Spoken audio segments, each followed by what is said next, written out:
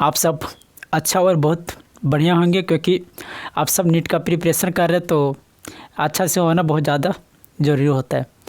तो चलो आज ये बताओ कि इनमें से कितने लोग हैं जो नीट में 180 लाना चाहते हैं। बताएं आप कमेंट करके। आज हम इसी पर डिस्कस करने वाले कि कौन सा चैप्टर केमिस्ट्री में क्या करेंगे नहीं करेंगे, उस पर हम कुछ आज डिस्कस करेंगे जो इम्पोर्टेंट है। तो देखो, 180 लाने के लिए ज़्यादा आपको कुछ करना नहीं पड़ेगा, बस आपको कुछ चैप्टर को पकड़े रखना है। उनमें से हम आज जो बताने वाले वो चैप्टर को बताने वाले जो आपको पढ़ने के बाद, यानी एक बार जब कोई टीचर पढ़ा दिए और फिर एक बार जब आप पढ़ लिए तो उसको पढ़ने के लिए यदि आपको फिर से टीचर का ज़रूरत पड़े, तो आज हम इसी चैप्टर पर बात करने वाले कि कौन सा ऐसा चैप्टर है जो हमें अच्छी तरह से उसको रखना भी है, उसका नॉलेज हमें अच्छी तरह से प्राप्त कर लेना है और उसके साथ साथ उसका यदि ज़रूरत पड़े तो टीचर से फिर से पूछ सकते हैं। आज हम इसी चैप्टर पर बात करने वाले हैं। और कौन सा ऐसा चैप्टर है जो एक बार यदि आप अच्छी तरह से पढ़ लिए फिर उसको पढ़ने के लिए आपको टीचर का सहायता नहीं होता है, तो आज हम इसी पर बात कर लेते हैं। कुछ चैप्टर है जिसमें से आपको पढ़ना पड़ेगा। पहला यदि हम बात करते हैं तो पहला चल जाते हैं किसमें, ऑर्गेनिक में चलते हैं। दूसरा किस में चलते हैं, फिजिकल में, फिजिकल केमिस्ट्री। और तीसरा इनऑर्गेनिक।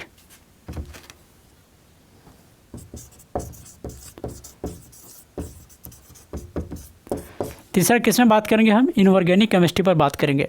तो देखो, यदि हम इसमें बात कर लेते हैं ऑर्गेनिक में, दूसरा फिजिकल और तीसरा इनऑर्गेनिक में यदि हम देखेंगे तो देखो, फिजिकल में यदि हम सबसे पहले देखते हैं तो कौन सा देखते हैं, जीओसी। यानी जीओसी आप यदि पढ़ लिए तो इसको पढ़ने के लिए आपको फिर से कभी कभी टीचर का ज़रूरत हो जाता है।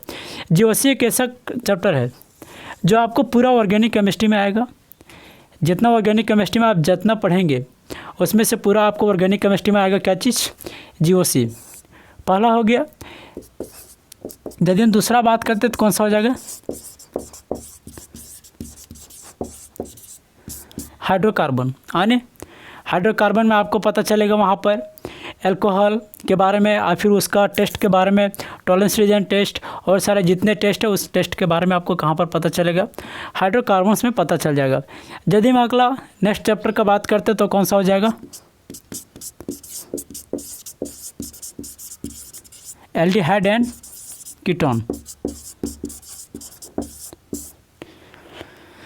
एल्डिहाइड और कीटोन एक ऐसा चैप्टर है, यानी यदि आपको पूछा जाए कि पूरा ऑर्गेनिक केमिस्ट्री में सबसे ज़्यादा नेमिंग रिएक्शन किस में होता है, तो क्या हो जाएगा, एल्डिहाइड और क्या हो जाएगा, कीटोन। एल्डिहाइड और कीटोन में सबसे ज़्यादा क्या है, नेमिंग रिएक्शन है। फिर यदि हम अगला बात करते हैं तो क्या हो जाएगा, नाइट्रोजन कंटेनिंग।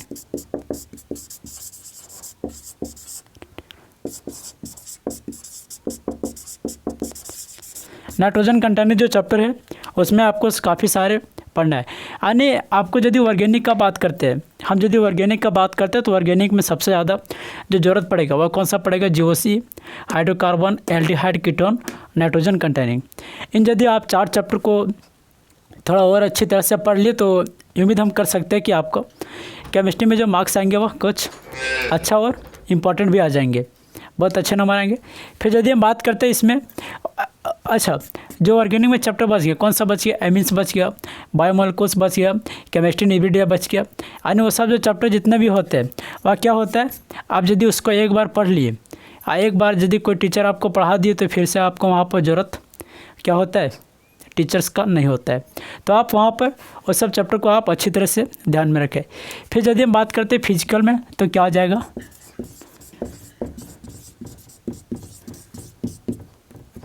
Mole concept. क्या हो जाएगा, mole concept and solution.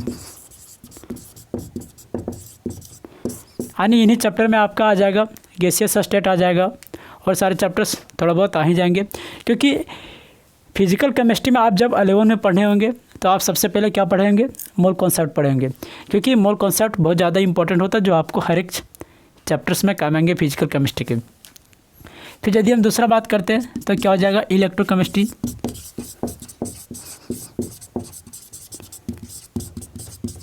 Electrochemistry and thermodynamics. Electrochemistry and क्या आ जाएगा, थर्मोडायनामिक भी जो चैप्टर है उसको भी यदि आप एक बार पढ़ लिए तो हो सकता है कि आपको फिर से टीचर्स का सहायता लेना पड़ेगा। किसमें, इलेक्ट्रोकेमिस्ट्री एंड थर्मोडायनामिक में। फिर यदि हम अगला इसमें बात करते हैं तो कौन से चैप्टर्स आ जाएंगे, बताओ जल्दी। पहला आ गया कौन सा, मोल कॉन्सेप्ट, सॉल्यूशन, इलेक्ट्रोकेमिस्ट्री। तीसरा आ जाएगा क्या चीज़, इक्विलिब्रियम।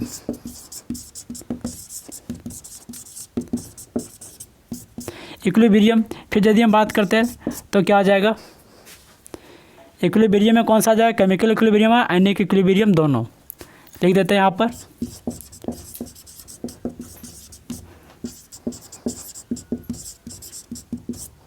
केमिकल एंड आयनिक।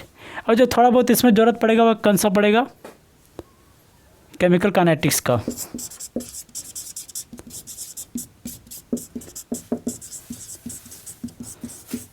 ये सब चैप्टर को आप यदि पढ़ लिए तो आपको हो सकता है कि अच्छा मार्क्स आ ही जाएंगे। एक और यदि हम लास्ट चैप्टर देखना चाहेंगे तो कौन सा देख लेंगे, सॉलिड स्टेट।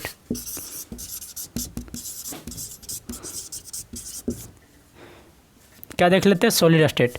यानी सॉलिड स्टेट एक ऐसा चैप्टर है यदि आप इसको अच्छी तरह से पढ़ ली तो आपका मार्क्स इसमें आ ही जाएगा। और यदि आप का किस्मत यदि ख़राब रहा, यानी आपका यदि किस्मत ख़राब रहा तो उस समय आप कितनों ढंग से पढ़ के जाएंगे, सॉलिड स्टेट में आप गलत करके ही आएंगे।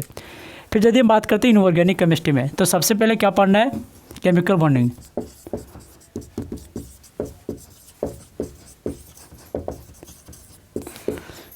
क्योंकि इनऑर्गेनिक केमिस्ट्री में जो सबसे ज़्यादा नंबर्स पूछे जाते हैं वह किस में आता है, केमिकल्स बॉन्डिंग में। किस में, केमिकल बॉन्डिंग्स। दूसरा यदि हम बात करते हैं तो क्या आ जाएगा, पीरियोडिक टेबल।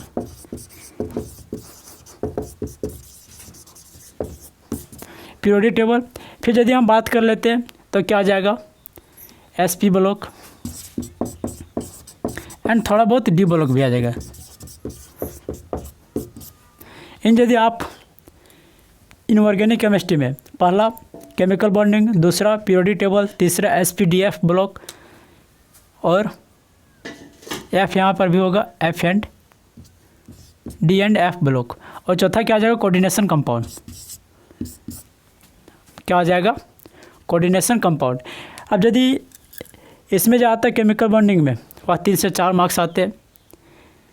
यदि आपका इसमें 3 से 4 मार्क्स पूछ दिए तो केमिकल यानी कोऑर्डिनेशन कंपाउंड में क्या होगा, कम पूछा जाएगा। और यदि इसमें कोऑर्डिनेशन कंपाउंड में ज़्यादा पूछा गया तो केमिकल बॉन्डिंग में क्या कर दिया जाएगा, घटा दिया जाएगा।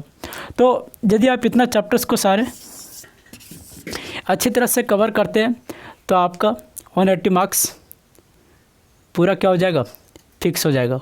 होगा या नहीं होगा, बिल्कुल होगा।